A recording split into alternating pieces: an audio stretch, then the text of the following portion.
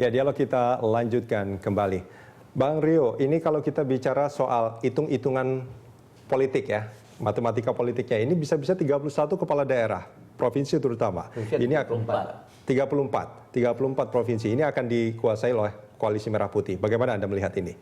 Ya, sekali lagi saya katakan bahwa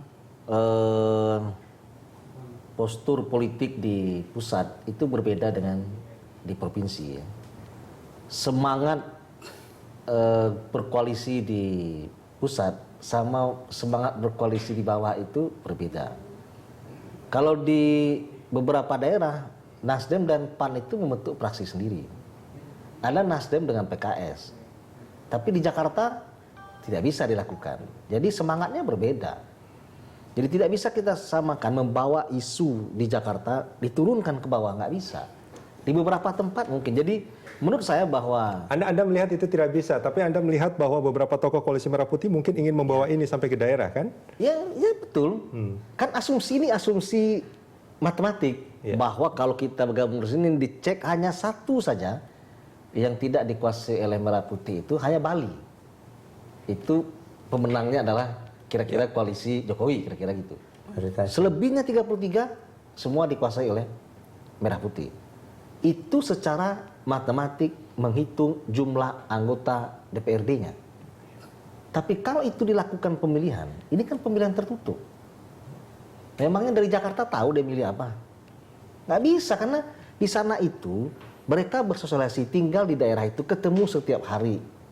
Kadang-kadang bertetangga. Nggak bisa disamakan harus misalnya di Jakarta yang orang jarang bertemu. Di sini kalau kita bertemu menjadi berita. Kalau di sana nggak ketemu justru jadi berita. Ada apa kamu nggak mau ketemu sama si Anu misalnya? Tapi kalau di sini ketemu malah jadi berita. Jadi Anda tidak merasa bahwa pemerintahan Jokowi itu akan dikepung oleh orang-orang dari Koalisi Merah Putih nanti? Saya nggak apa namanya suzon begitu ya, karena ini tidak suzon, ini adalah Jokowi menjadi prediksi. presiden. Itu bukan presiden koalisi. Dia menjadi presiden Indonesia dan mengurusi seluruh rakyat Indonesia, baik yang memilih dia atau tidak memilih Jokowi. Kalau misalnya di pikiran Jokowi dia takut karena ini nanti dia dihalangi karena sekian, enggak, saya pikir karena begitu dia duduk action dan bisa menjalankan program-programnya, saya yakin Koalisi Merah Putih akan dukung. Baik. Gitu loh. Mas Saya Ari, yakin itu. tanggapannya? Ya, saya rasa Jokowi punya art untuk memimpin gitu ya. Terbukti di Solo, hampir seluruh mayoritas kekuatan partai mendukung Jokowi. Demikian juga Jakarta. Bagaimana pertama kali fraksi-fraksi non pendukung Jokowi malah berbalik arah. Selama kebijaksanaan Jokowi pro rakyat, pasti akan didukung oleh kekuatan parlemen dan kekuatan rakyat. Itu yang menjadi modal dari Jokowi. Oke, jadi nggak perlu dikhawatirkan ya? Saya rasa tidak gitu ya.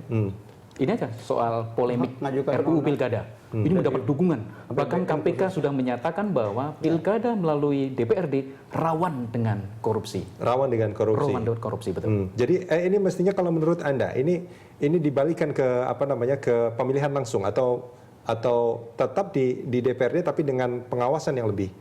Saya tetap setuju dengan kajian akademis dari kalangan kampus. Mekanisme pemilu kada lebih baik diserahkan kepada mekanisme langsung, pemilihan langsung, bukan lewat DPRD ya.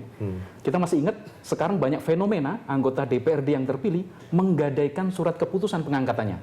Ini karena biaya politik mereka kampanye main terlalu tinggi. Jadi bisa dibayangkan puluhan anggota DPRD di Jawa Timur menggadaikan surat keputusan pengangkatannya untuk membayar biaya kampanye kemarin. Ya, itu saya juga baca bahwa mereka untuk mengajukan kredit ya. Betul, mengajukan kredit. Ya, Pak DPR pun banyak juga yang mengajukan kredit itu. Karena memang kita dikasih fasilitas. Ini surat keputusan itu dianggap surat pengangkatan kita karyawan itu salah satu untuk jaminan kita bisa minjam di Bank Mandiri. Satu-satunya bank yang boleh anggota DPR itu dibatas nanti Pak. Bapak nggak boleh minjam di bank lain kecuali hanya di Bank Mandiri saja. Iya, kalau di PAW gimana nanti itu? Dia udah ada hitung-hitungannya dia. Kalau kita boleh meminjam misalnya di Bank Mandiri itu sampai 6 bulan menjelang berakhir itu dah, atau 4 bulan itu udah nggak boleh lagi, udah lunas. Kita nggak ngebahas soal itunya Pak Refrizal. Pak Refrizal, apakah Koalisi Merah Putih setelah kalah di Pilpres gitu ingin menguasai pemerintahan di daerah? Kalau ingin berkuasa ya, kalau partai politik kan ingin berkuasa Pak. Kalau menjadi partai politik, beliau juga ingin berkuasa juga, ingin jadi presiden, jadi gubernur, itu sah-sah saja gitu dalam demokrasi. nggak ada yang salah gitu. Artinya kalau masalah kajian-kajian, artinya berbagai cara kan kajian kan bisa, makanya kalau ini diundang juga lah Mendagri lain kali ya, atau Kementerian Dalam Negeri. Oh, kita udah pernah mengundang Mendagri dan punya pernyataan yang mereka berbeda. Kita punya rekamannya. kajian-kajiannya, data-datanya mereka juga lengkap menyampaikan kepada kita ya. Data-data di daerah-daerah, berapa besar, berapa banyak kepala daerah menjadi tersangka. Kan apa? Karena biaya politik yang sangat besar yang dikeluarkan oleh kepala daerah untuk mencalonkan diri jadi kepala daerah. Apakah bupati, apakah wali kota, dan lain sebagainya.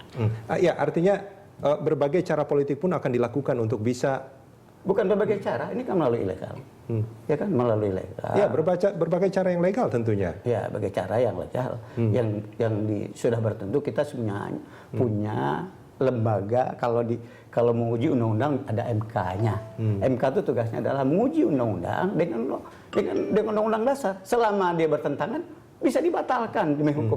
Kan kita udah ada semuanya. Tidak bisa menang-menangan di DPR itu tidak bisa. Kalau kita menabrak undang-undang dasar, kan patokan kita ada 4 ya. Ada Pancasila, ada Undang-Undang Dasar 1945, ada Bhinneka Tunggal Ika, NKRI. Selama ini kita pegang, nggak ada masalah. Apalagi anggota DPR sekarang. Tapi jangan sampai undang-undangnya sudah disahkan di DPR, terus di MK malah dibatalkan pula di MK. Itu bentengnya, nggak ada masalah. Momentum kalau memang dianggap melanggar. Momentum pembahasan rancangan undang-undang pilkada ini setelah Pilpres usai. Para undang-undang kan sudah masuk di rancangan dari pemerintah. Kalau itu mungkin dibahas sebelum Pilpres, mungkin orang bisa tidak mengkaitkan bahwa ini adalah dampak dari Pilpres kemarin. Misalnya undang-undang MD3, kalau tidak diputuskan misalnya atau diputuskan setelah Pilpres, Kalau MD3 sebelum Pilpres kan? Sebelum Pilpres. Diputuskan misalnya setelah Pilpres, misalnya ya. Ya. Dan mungkin ini kan sehari sebelum pemilihan nih. Sehari sebelum pemilihan tiba-tiba diputus. Itu menimbulkan pertanyaan publik, ada apa kok?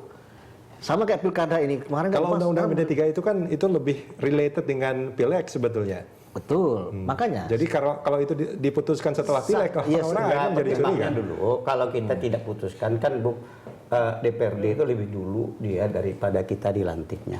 Dia harus segera memakai undang-undang. Kalau nggak lambat kita sahkan, kebingungan pakai di daerah itu pakai undang-undang mana yang mau dipakai. Kan tidak bisa dirubah yang tingkat 2. Kan tingkat 2 nggak berubah, Pak Rizal. Ya itu kan kesepakatan. Namanya undang itu adalah kesepakatan kita ya.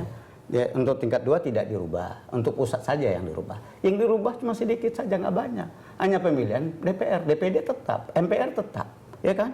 Yang dipilih pimpinan DPR doang, itu doang yang kita hebohin. Sebenarnya nggak ada apa-apa sih. Pemeriksaan terhadap anggota DPR untuk komisi, harus itu juga. Untuk komisi ya, untuk komisi itu kan lain ya. Yang hangat ini kan yang bicarakan itu pimpinan DPR kan. Untuk komisi tetap nggak ada berubah apa-apa, dipilih dari anggota sampai sekarang. Memang itu juga yang kita pakai. Ya. Kalau yang berubah tentang pemilihan ketua tadi hanya ketua DPR saja. Baik. Ya, tapi kita cukup hebohkan. Kenapa? Didukung mayoritas oleh Koalisi Merah Putih. Kalau coba bukan didukung oleh Koalisi Merah Putih, nggak ada masalah apa-apa sebetulnya gitu kan. Dulu Pak Surya Paloh, saya dengar pidatonya kemarin, harus dipilih oleh DPRD. Kan udah banyak, saya dengar berapa api itu Surya Paloh pidatonya di Metro TV diulang oleh Metro TV. Tapi habis itu hilang pidatonya. Yang muncul ada serangan kepada Koalisi Merah Putih. Saya kira ini nggak sehat menurut saya. Kalau serangan untuk Koalisi Merah Putih ini nggak sehat, tidak lagi berimbang gitu ya. Kepada kita negara demokrasi kan sah-sah saja, boleh-boleh saja. Baik, Mas Ari. Kalau saya melihat RUU Pilkada itu ibaratnya seperti lumbung padi ada tikusnya. Jangan dibakar lumbung padinya, tikusnya yang kita cari. Kalau undang-undang pilkada ini ada kelemahan, kita benahi, yaitu tentang transparansi, akuntabilitas, pembatasan biaya kampanye. Bukan dikembalikan kepada DPRD. Itu artinya apa? Terjadi oligarki politik di segelintir elit. Dan itu rawan terjadi. Dan itu yang terbaca jadinya ya. Dan mudah-mudahan itu sudah terbukti di periode yang sebelumnya. Oke, baik. Mudah-mudahan itu tidak terjadi pada periode yang akan datang nanti. Mas Ari, Pak Refrizal, dan Pak Rio Patrice, terima kasih banyak sudah bersama kami.